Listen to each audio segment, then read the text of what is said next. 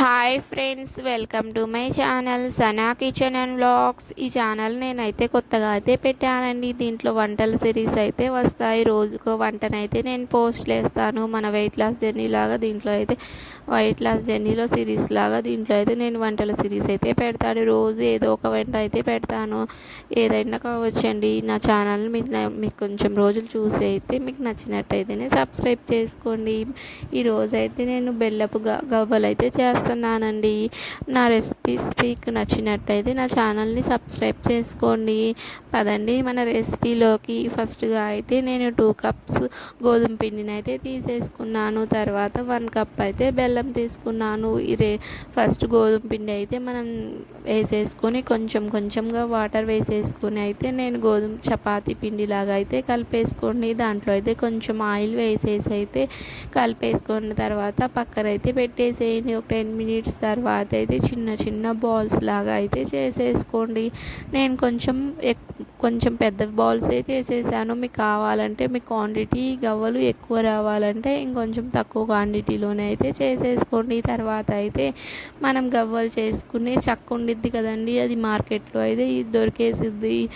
ఎక్కడైనా దొరికేసిద్ది, చిన్న మార్కెట్లో అయినా దొరికేసిద్ది. ఇది 30-40 రూపాయలు ఎంతో ఉండిద్దండి. ఇదైతే మీరు ఒకటి తెచ్చేసుకున్న తర్వాత దీని మీద అయితే మనం చేసేసుకున్న గోళీలు అయితే పెట్టేసి చిన్నగా అయితే ఒక ప్రెస్ ఇవ్వండి. అంతేనండి, చాలా సింపుల్గా. ఫస్ట్ టైం చేసిన వాళ్ళు కూడా చాలా ఈజీగా అయితే ఈ గవ్వలు అయితే చేసేసుకోవచ్చు. దీంట్లో ఫెయిల్ అంటే ఏముండదండి.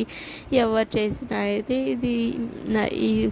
ఈ పద్ధతి అయితే ఒకసారి ట్రై చేయండి. మొత్తం చేసేసుకున్న తర్వాత డీప్ ఫ్రైకి అయితే ఆయిల్ పెట్టేసుకోండి.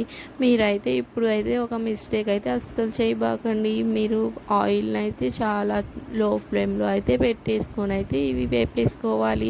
మీరు కొంచెం ఫ్లేమ్ని ఎక్కువ పెట్టినా ఇవైతే పైన కలర్ అయితే వచ్చేస్తాయి, కానీ లోపల అయితే అస్సలు ఉడకవండి.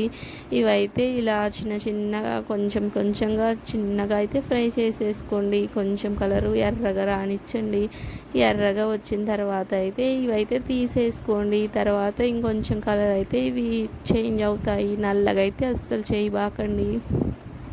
నల్లగా చేసినట్టయితే ఇది కలర్ అయితే అంత బాగోవు. తర్వాత ఇవి కొంచెం ఆరే లోపల అయితే మనం పాకానికైతే బెల్లం పాకం అయితే పట్టేద్దాము.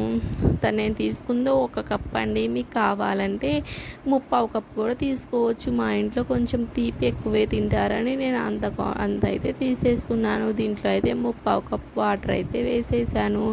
ఇవైతే ముద్దురు పాకం కాకుండా, లేత పాకం కాకుండా మీడియం పాకం అయితే రానివ్వాలండి.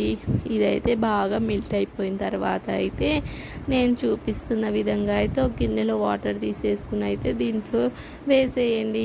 ఇదైతే అంత గట్టిగా కాకుండా అంత మీడియం కాకుండా ఇక్కడ చూపిస్తున్న విధంగా అయితే చేసేసుకోండి. తర్వాత అయితే ఇంకొంచెం 5 మినిట్స్ అయితే ఉంచేసేయండి. మన పాకం అయితే ఇంకొంచెం ముదరాలండి. ఇంకా దాంట్లో కొంచెం ముదరలేదు.